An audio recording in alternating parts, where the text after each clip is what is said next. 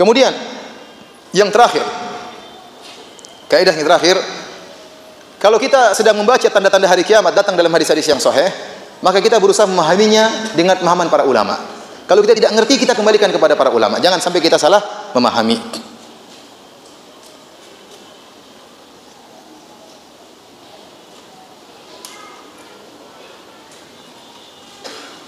Contoh, disebutkan bahwasanya Al-Konstantiniyah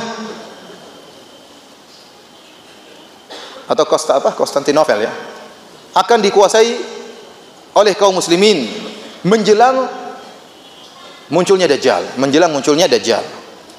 Padahal kita tahu ternyata Konstantinopel pernah ditaklukkan oleh Muhammad Al-Fatih Al-Utsmani jauh sebelum kita ya. Bagaimana kita memahami hadis ini?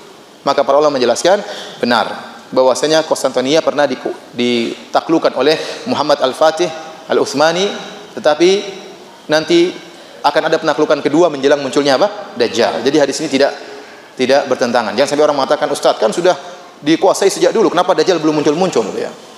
Kenapa Anda harus memastikan bahwasanya ditaklukannya itu adalah yang dimaksud oleh Nabi? Bisa jadi ditaklukkan berulang-ulang, ditaklukkan kemudian dikuasai oleh orang kafir, ditaklukkan lagi, dikuasai oleh orang kafir lagi, dan nanti akan ada penaklukan menjelang munculnya apa? Dajjal.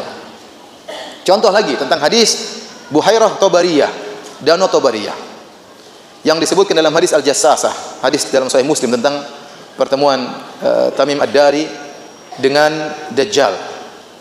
Kemudian Dajjal berkata bahwasanya akan ada sebuah danau Buhairiyah. Dia bertanya, apakah ada airnya? Ada airnya. Kata Dajjal, sebentar lagi akan habis airnya, atau akan habis. Kemudian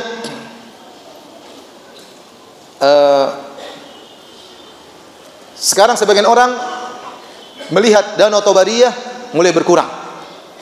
Kedalamannya harusnya 40 sekian meter, sekarang sudah turun 16 meter. Nah, ini berarti Dajjal sudah dari tahun 2003 sampai 2000 sekian ya, sudah turun 16 meter. Begitu habis muncul Dajjal. Baik, kita tanya ulama bagaimana memahami hadis ini ya.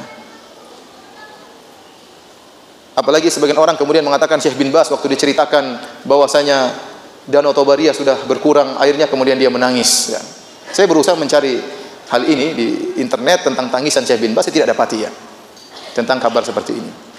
Tetapi bukan berarti, saya ingatkan, bukan berarti apalagi dia bilang Syekh bin Baz menangis, padahal Syekh bin Baz itu meninggal tahun 2000 berapa? Tahun 2000-an. Sementara terjadi pengurangan sejak tahun 2003 sampai 2006 ya. Paham atau tidak? Dia tadi bilang dari tahun 2003 sampai 2006 mulai berkurang 16 meter. Syekh bin Baz waktu dengar tentang pengurangan ini dia menangis. Padahal Syekh bin Baz meninggal tahun berapa? 2000. Mungkin orang banyak, Syekh bin Baz yang lain juga mungkin banyak. Namanya sama, bin Baz ya. Baik. Bukan berarti tatkala dia kurang sekarang Dajjal langsung muncul. Dan ini semakin buat orang takut. Tuh, danau sudah berkurang. Bentar lagi Dajjal apa? Muncul. Apakah berkurangnya air sekarang atau nanti? Kita nggak tahu, apalagi disebutkan dalam hadis yang lain, nanti danau tersebut penuh lagi. Seperti tatkala muncul Ya'juj wa Ma'juj.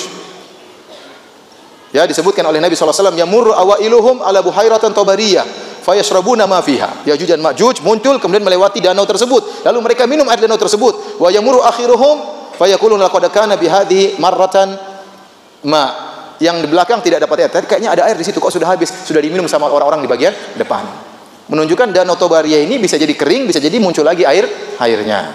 Nah, apakah kering sekarang itu yang dimaksud dengan kering sebelum munculnya Dajjal, atau kering nanti yang kedua kali? Kita tidak tahu. Maka untuk memastikan dengan pasti ini tidak bisa. Paham? Tidak bisa. Karena bisa jadi danau tersebut kering, kemudian berisi lagi, kemudian kering lagi. Ya. Seperti tadi, faktor Konstantinopel, ya, bagaimana Konstantinopel dikuasai, ditaklukkan, ternyata dikuasai lagi oleh orang kafir, dan ditaklukkan lagi. Nah, pada penaklukan keberapa Dajjal akan muncul? Sulit untuk kita pastikan. Kemudian contohnya seperti hadis tentang bahwasanya di akhir zaman terjadi peperangan. Kemudian kaum muslimin berperang menggunakan kuda-kuda dan menggunakan panahan. Ya. Dalam hadis disebutkan qad allaqu suyufahum bizaitun. Kaum muslimin menggantungkan pedang-pedang mereka di pohon zaitun.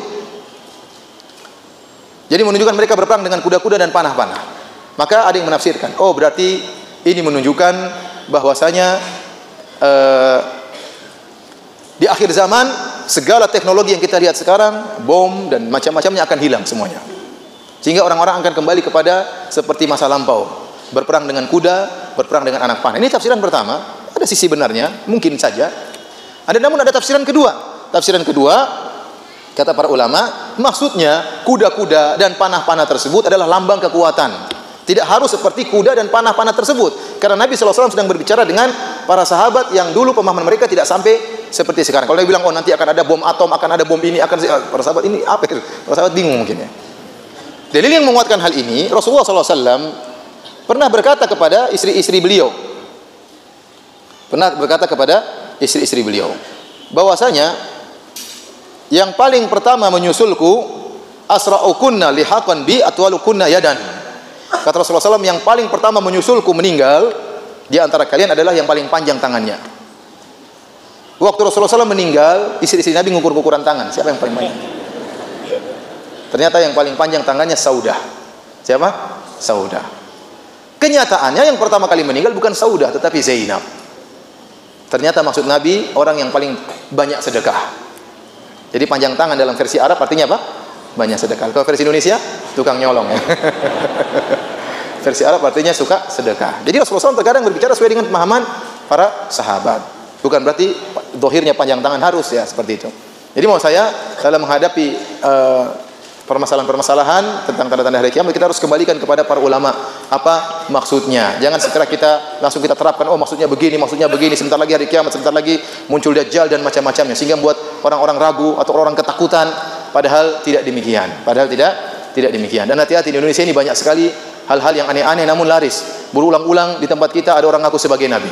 Berulang-ulang muncul nabi ini, muncul lagi nabi yang lain, muncul nabi di Kerawang, muncul nabi subhanallah. Nabi di Bogor sudah muncul belum? Belum, alhamdulillah. Ada yang ngaku sebagai nabi, ada yang ngaku sebagai Imam Mahdi, ada yang ngaku sebagai ini, alhamdulillah belum ada yang ngaku sebagai Dajjal sampai sekarang.